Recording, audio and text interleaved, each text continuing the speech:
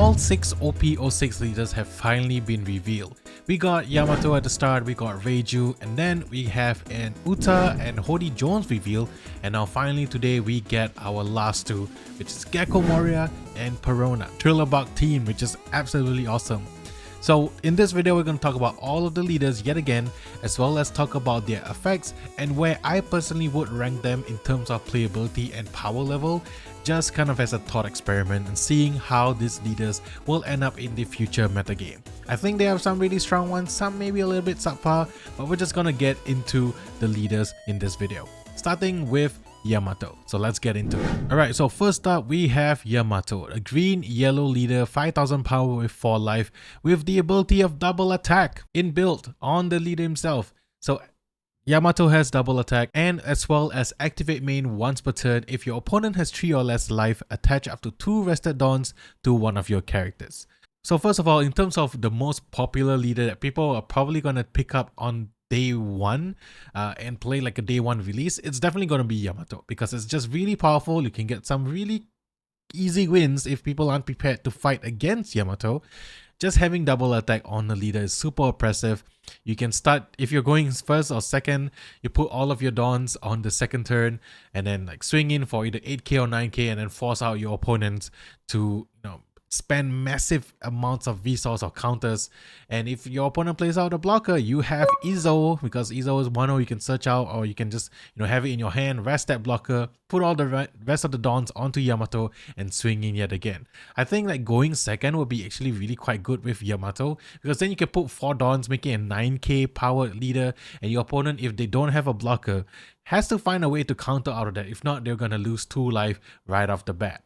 Really powerful stuff. And also the second ability has the benefit of attaching 2 rested dawns to one of your characters, which makes them even more powerful, and then in combination with your leader, which is already quite powerful, Yamato is definitely going to be one of the most popular leaders in OP-06. Just a gut feeling, it is very powerful. I don't know if it's going to be oppressive.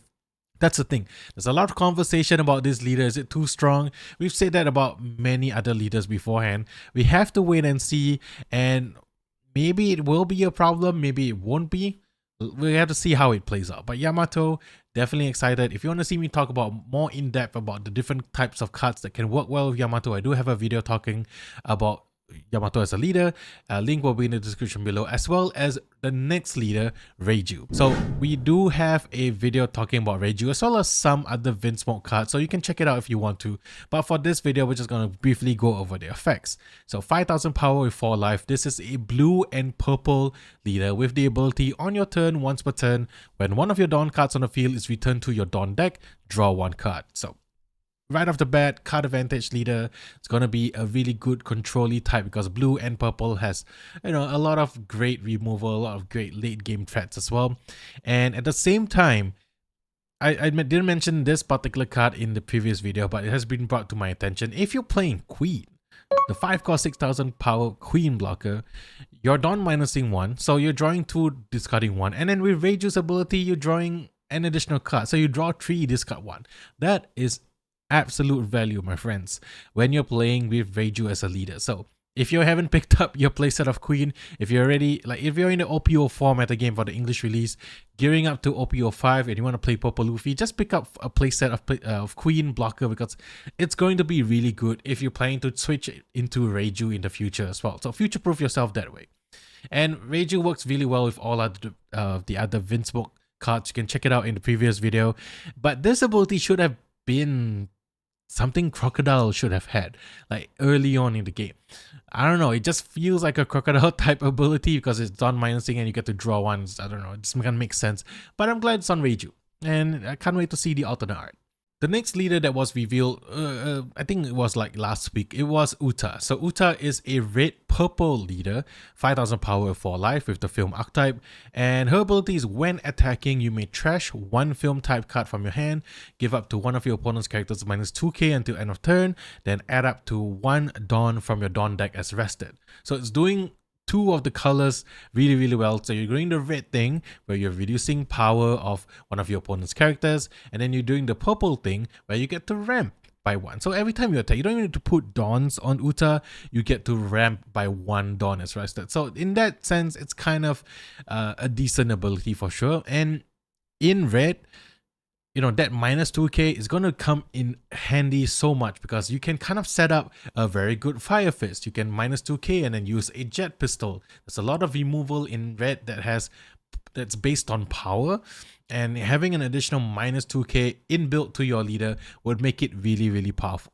The downside of this Uta leader is that its colors are red and purple, which means that we just got a new Uta leader in the form of ST11's Uta, which is green and has special event cards based on her songs that benefit from having Uta as the leader. But you can't use it with this Uta leader, which is unfortunate because it would have been really great if you could use cards from ST11, which gives a further incentive to buy it. If you haven't seen the opening, link in the description below. And then you can use it for this leader as well. So that's a little bit of a downside. And we do have an Uta leader and we're getting another one, so is this taking a slot away from a character that we want to see, for example like Blackbeard or something? I don't know. Someone in Bandai loves Uta. I'm glad. I love Ado, I love Uta's songs, but for this leader wise, I think playability, it feels a little bit like a Sabo to me. Like it's like a B tier. You can play it if you want, but I don't think that you should underestimate having inbuilt ramp on a leader. I think it's going to be quite powerful if people have the right list for it. You get the early removal with the minus 2k red's kind of a removal effect, and then you save all of the big guys with the, with your late game essentially goes to like Kaido, maybe a Douglas Bullet because it's film type. And you can ram there really, really fast. 2 attacks, you gain 2 dawns already, and you don't really need to sacrifice the life like Purple Luffy, and it's kind of enough to get you to where you want to go. But you do have to attack with it, and it's going to take some time, a little bit longer than Purple Luffy, so that's something to consider as well. But Uta, I'm going to put it like a B.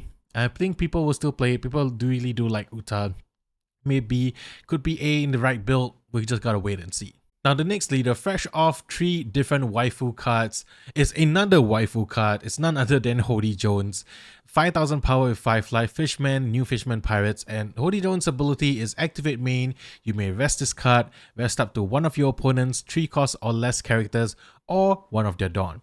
Then you cannot add life cards to your hand through your effects this turn. So let's break it down. Let's talk about the second part of the ability first. There's been a card that's been sort of revealed that gives a little glimpse of the ability. Icaros from OP-06, 5 cost 6000 power with the counter 1000. On play, if your leader type is new Fishman Pirates, play up to 1 4 cost or lower Fishman character card from your hand, then add the top card of your life to your hand.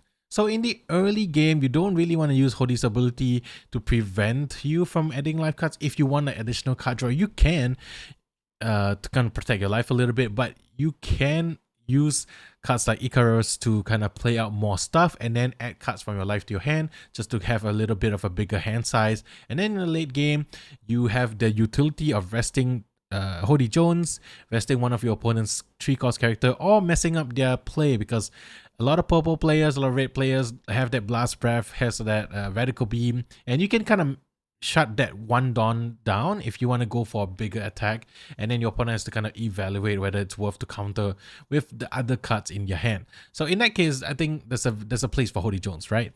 And then you also have the additional benefit of not being able to add life cards to your hand through the effects, so you're kind of safe in that regard. The downside of Hod Jones, in my opinion, is that you have to rest Hod Jones as a leader for the effect to activate, which means that you are essentially having 1 less attacker on the field because you have to rest it. It can't attack. Maybe there are ways to restand it, I'm not sure. Haven't seen a lot of the cards, Fishman Pirate cards specifically for OP-06, so there might be something that can withstand Hod Jones, or at least, you know, have utility because Hod Jones is rested, then it kind of floods the board that way. We gotta wait and see. Right now, I think Hod Jones is my least favorite leader out of all of the leaders so far, and as well as I think not the most strongest, but I might be proven wrong. Right now it feels like a C to B tier kind leader, but I may be proven wrong. This may be one of the best leaders coming in the next meta game. So Let's wait and see. Now moving on to our next leader, and this is one that I was the most excited about when I first saw it. It's Gecko Maria. First of all, Thriller Bark is an underrated arc and people should appreciate it more. We get introduced to Brook, we get, Ors, pretty awesome. Anyway, Gecko Maria is 5000 power, 5 life. It's a mono black leader, and his ability is Dawn 1. When attacking, you can pay 2, discard 1 card from your hand, then trash the top 2 cards of your deck and play up to 1 Thriller Bark character from your trash with a cost of 4 or less. So if this ability sounds a little bit familiar to you, essentially it is, because it's kind of reminiscent of Doflamingo from OP-01, and also to a certain extent green yellow Arlong. Essentially you are attacking, paying, and then you're playing out something. The thing with Gecko Maria, and I feel like it's better than all the other leaders like Doflamingo and of course Arlong, is that you are not playing it from the top of your deck, so you don't have to kind of randomize to see what you get.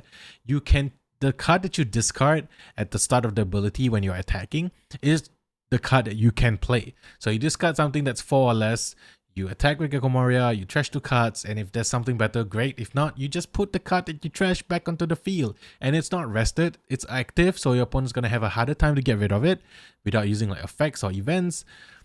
This is great. And the thing with like Gecko Maria that I really love is that it focuses on like recursion. And that's like Gecko Maria's whole Devil Fruit ability of making like zombies and getting stuff from the graveyard or the trash back onto the field. So thematically, it's on point and it's on flavor. I love it. And I want to see this leader actually making waves in the metagame. We have to see the rest of the 4-cost or lower Thriller Bark type cards, but I'm sure there'll be a lot of it coming to OP-06, and we'll get to enjoy like a different type of black playstyle, which actually focus on recursion instead of the like minus cost and KO or something, which you can still include in this leader for sure, but I think it's a different playstyle, and I'm excited to see how it performs. My personal favorite out of all of the leaders that have been revealed is Gecko Maria, and I think it's going to land at the high B, maybe even A tier, depending on the cards that we see. So if not, it's going to fall into like the Doflamingo territory where you can still play it and perform admirably well with it, but eventually gets outclassed by some of the other leaders. And our last leader of OP-06 that we're going to talk about today is Perona. And this is a 5000 power 4 life green and black leader. And she has the ability of activate main once per turn, choose one of the following. Rest up to one of your opponent's cost 4 or less characters, or give up to one of your opponent's characters a -1 cost for this turn.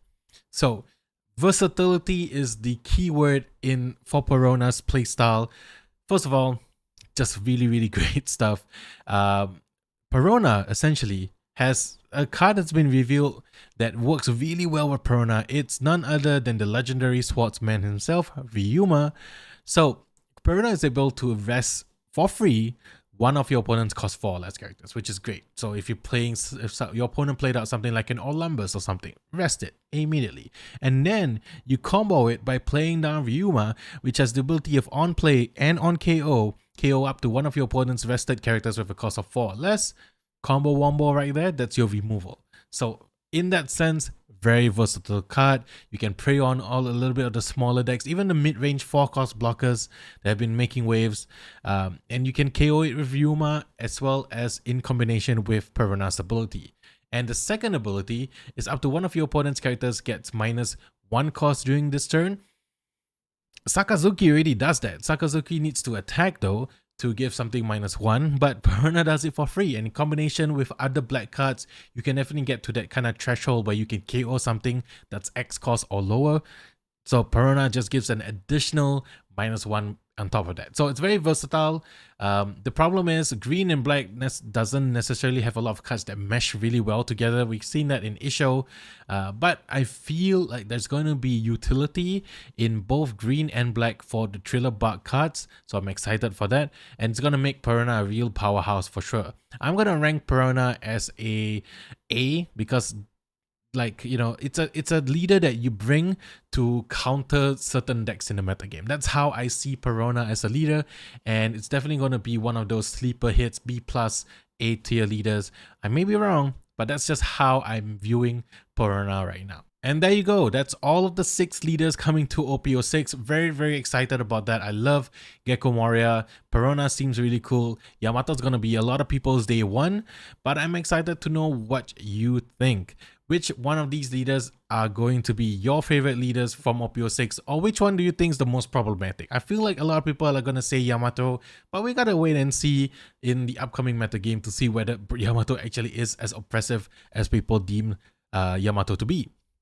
Anyway, that's it for me for today. I hope you guys enjoyed this leader breakdown and a little bit of discussion for the OP-06 leaders. Really excited to see more OP-06 cards. We'll probably cover a few highlights here and there, especially the super rares. So let's wait and see. Anyway, that's it for me for today. I'll see you guys at the next one. Peace.